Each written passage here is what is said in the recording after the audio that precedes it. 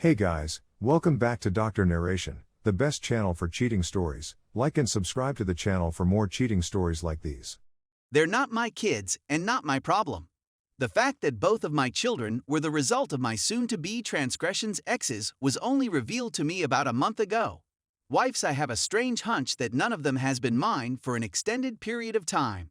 At the time of my child's birth 6 years ago, I was the happy I had ever been in my whole life. Everything looked to be ideal. I'd married my best friend, we'd had a child, and everything appeared to be wonderful. That is, until he started to become elderly and become more frail. After a few years, I started to question if he was indeed my husband. He didn't look anything like my son. His physical development made it more apparent to me how different he appeared from what I had imagined a child of mine to look like. It doesn't bother me since I'm not petty or neurotic enough to care. She was the one that really had my sirens going, since she was of a wife. When she went out, she never got to the places she promised she would go. There were big gaps in her schedule that I could never explain. She refused to allow me to communicate with anybody from her employment, and a close friend of hers accused her at the time of flirting with her rslash. It was a difficult period for me. The fact that her deceptions started to catch up with her soon after our child's birth didn't help matters much. Nonetheless, I worshipped her as if she were a goddess, which I was not. When one of her lies finally caught up with her, she gushed over me, telling me how much she loved me. In spite of the fact that she was a dishonest and manipulative woman, she had managed to convince me that she was not a lying manipulative. Last year, she got pregnant for the second time, and I had a glimmer of optimism that this time it might be my kid. Nevertheless, after her child was born, it became evident that she was a mixed-race woman. I declined to sign the birth certificate, and a paternity test that I subsequently acquired verified my suspicions about my father's involvement. You don't own them, and I don't own them. I filed for divorce with that and disassociated myself from the family I had built the day after I got the results of those tests. I was well aware that her son's life would be ruined if she let me go. My doubts notwithstanding, I tried my hardest to be the greatest parent I could be to him. I cherished him with all of my heart and did all I could to be the father he deserved. But now, every time I see him, I'm filled with apprehension and fear. Disgust for my of a wife, disgust for myself for not trusting my instincts, and disgust for the fact that the preceding 6 years of my life have been a complete waste of time. The fact that I abandoned my baby in this way has been characterized as monstrous by many individuals. Several times after I moved out, my ex has tried to use him as a means of pressuring me into returning to her. She'll have him phone me at all hours of the night, cry and beg for his daddy to come back to him. In order to demonstrate to me how much damage I am causing, she brought him into my room while I was packing my possessions the day before I moved out. My face is always flushed with embarrassment every time he comes up in conversation, whether online or offline. The fact that I am not the boy's biological father does not make me any less of his father.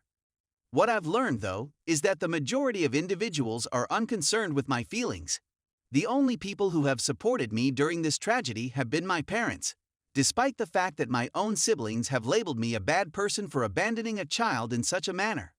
Because a child is involved, my feelings of betrayal and loss are rendered worthless by the circumstances. I'm certain that it is not his fault.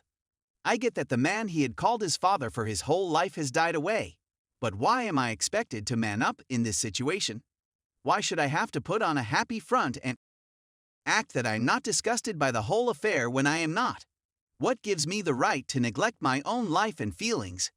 But even though I was never the boy's father, I treated him as such and still do. If I were forced to assume that role, I would come to loathe and despise him much more.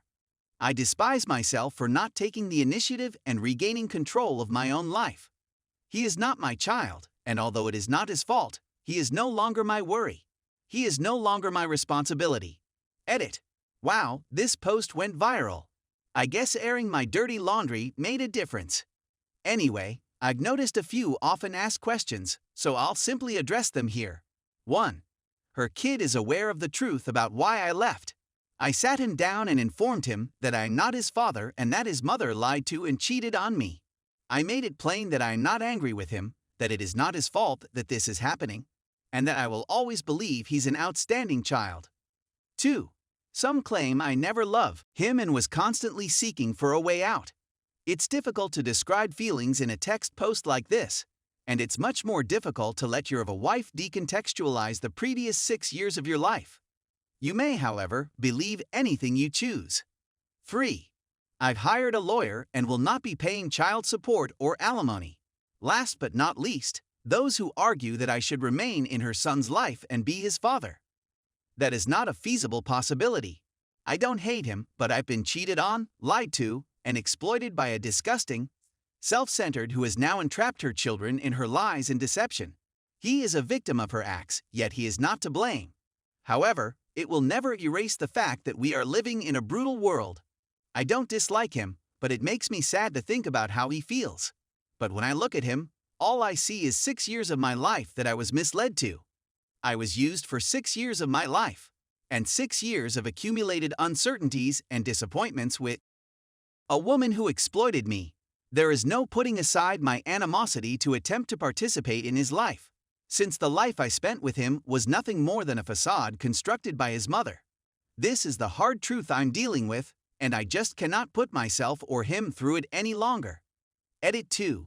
I'm seeing a lot of armchair attorneys in the comments claiming that this article is a hoax based on what I wrote above.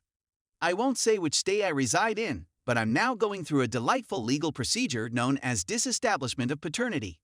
I won't be able to persuade 90% of you who believe Google makes you a lawyer, but I tried. Edit 3. This will be my last edit before I move on from this minor diversion I've manufactured for myself.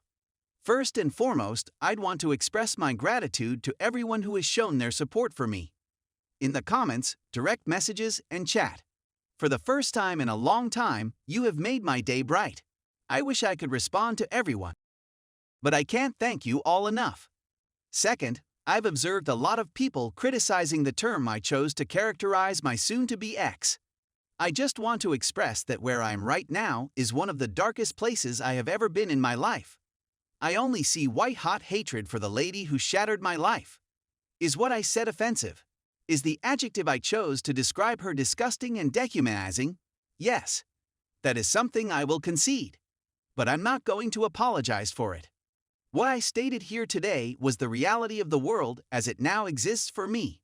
It's an imperfect man's unfiltered, undiluted stream of thought. I have no intention of instilling hatred for women or spreading a message about how bad women are. That is not my intention, nor is it the meaning of this piece.